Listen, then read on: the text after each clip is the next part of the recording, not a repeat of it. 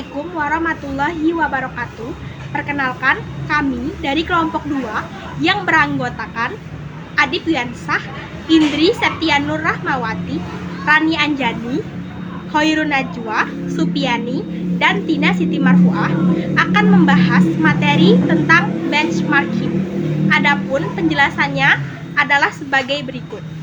Baiklah, pada kali ini saya akan menjelaskan definisi benchmarking. Benchmarking adalah proses perbandingan kinerja, praktik, atau proses organisasi dengan organisasi lain yang dianggap sebagai yang terbaik di organisasi. Tujuan utama dari benchmarking adalah untuk mengidentifikasi di area di mana organisasi dapat meningkatkan kinerja mereka, baik dalam mutu maupun inovasi. Baiklah, saya akan melanjutkan materi selanjutnya, jenis. Ada beberapa benchmarking yang dapat dilakukan, antara lain 1. Internal benchmarking, membandingkan kinerja atau praktik organisasi dengan unit atau departemen lain di dalam organisasi itu sendiri. Tujuannya adalah untuk meningkatkan efisiensi atau efektivitas seluruh organisasi. 2. Mempraktik benchmarking, membandingkan kinerja atau praktik organisasi dengan pesaing langsung di industri yang sama. Tujuan untuk mengetahui keunggulan kompetitif dengan menentukan cara untuk bersaing lebih baik. 3.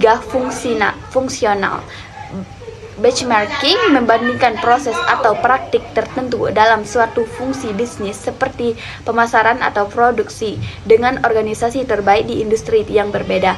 Tujuannya untuk mendapatkan wawasan baru atau ide-ide kreatif untuk meningkatkan kinerja. 4.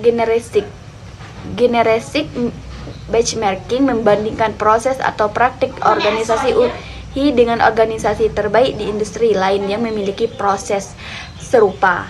Tujuannya adalah untuk belajar dari praktik terbaik di luar industri sendiri. Dengan melakukan berbagai jenis benchmarking ini, organisasi dapat informasikan yang berharga untuk meningkatkan mutu produk atau layanan mereka, seperti menciptakan inovasi yang dapat memenangkan pasar. Benchmarking sebagai instrumen perbaikan mutu. Benchmarking juga dapat digunakan sebagai instrumen perbaikan mutu dengan membandingkan proses dan praktek organisasi dengan yang terbaik di industri. Organisasi dapat mengidentifikasi area di mana mereka perlu meningkatkan mutu produk atau layanan mereka dengan mempelajari praktek terbaik orang lain. Organisasi dapat mengimplementasikan perubahan yang diperlukan untuk meningkatkan mutu mereka dan memenuhi harapan pelanggan. Selain itu, benchmarking juga dapat membantu organisasi untuk mengidentifikasi peluang inovasi dengan melihat apa yang dilakukan oleh pesaing dan perusahaan termuka. Organisasi dapat mendapatkan wawasan baru dan ide-ide kreatif untuk mengembangkan produk atau layanan baru yang dapat memenangkan pasar. Dan dengan demikian, benchmarking bukan hanya tentang membandingkan kinerja, tetapi juga tentang menggunakan informasi yang diperoleh untuk melakukan perbaikan mutu dan menciptakan inovasi.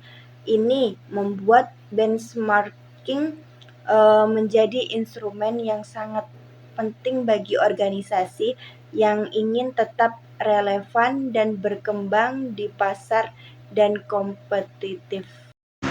Dasar pemikiran perlunya benchmarking. Pemikiran dasar mengenai perlunya benchmarking adalah bahwa organisasi perlu membandingkan kinerja mereka dengan pesaing dan perusahaan terkemuka di industri mereka. Dengan melakukan benchmarking, organisasi dapat mengidentifikasi kelemahan mereka dan belajar dari praktik terbaik orang lain untuk meningkatkan kinerja mereka. Benchmarking juga dapat membantu organisasi untuk menetapkan tujuan yang realistis dan mengukur kemajuan mereka secara objektif dengan berkembang. Dengan demikian, benchmarking dianggap dapat membantu organisasi tetap kompetitif dan terus berkembang. Materi selanjutnya adalah proses benchmarking. Dimulai dengan identifikasi area atau proses yang ingin ditingkatkan. Kemudian organisasi akan mencari organisasi terbaik di industri yang memiliki kinerja atau praktik yang dianggap sebagai standar. Setelah itu, organisasi akan mengumpulkan data dan informasi tentang praktik dan kinerja organisasi benchmark tersebut. Saya akan menjelaskan tentang asas generasi. Asas generasi adalah konsep yang digunakan untuk menggambarkan perkembangan teknologi dalam beberapa periode tertentu. Generasi pertama ditandai dengan penggunaan tabung vakum pada komputer. Generasi kedua ditandai dengan penggunaan transistor sebagai pengganti tabung vakum pada komputer. Sedangkan generasi ketiga ditandai dengan penggunaan sirkuit terpadu atau IC, pengganti transistor pada komputer. Sedangkan generasi keempat yaitu ditandai dengan penggunaan mikroprosesor sebagai komponen utama pada komputer. Demikian presentasi dari kelompok kami, kelompok 2. Kurang lebihnya saya mohon maaf, saya akhiri. Wassalamualaikum warahmatullahi wabarakatuh.